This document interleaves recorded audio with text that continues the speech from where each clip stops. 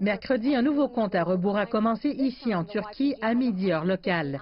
Les YPG disposent cette fois de 150 heures pour se retirer des zones convenues par la Turquie et la Russie dans le cadre d'un accord signé par les présidents turcs et russes à Sochi.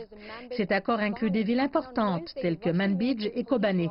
Déjà mercredi, la police militaire russe arrivait dans la ville syrienne de Kobané où elle devrait faciliter le retrait des YPG de cette région.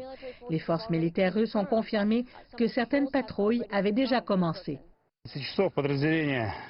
Aujourd'hui, conformément aux accords en vigueur entre la Fédération de Russie et la partie turque, à partir de 12 heures, une unité de la police militaire russe a commencé à patrouiller le territoire à la frontière entre la Syrie et la Turquie.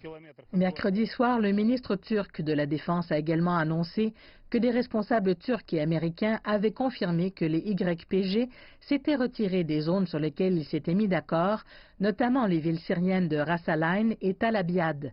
Des rebelles soutenus par la Turquie et des soldats turcs ont été vus mercredi en train de brandir des drapeaux de l'opposition turque et syrienne sur le toit de la ville syrienne de Ras Al Ain. Le président américain Donald Trump a également fait une déclaration concernant les sanctions imposées par les États-Unis à la Turquie. Donc les sanctions seront levées à moins que quelque chose ne se passe qui ne nous plaise pas. C'est une situation que nous avons créée, nous les États-Unis et personne d'autre, aucune autre nation. C'est très simple. Et nous sommes prêts à prendre le blâme, nous sommes aussi également prêts à prendre le mérite. C'est quelque chose qu'ils ont essayé de faire pendant de nombreuses années. Pendant ce temps, la plupart des troupes américaines ont été transférées de la Syrie à l'Irak.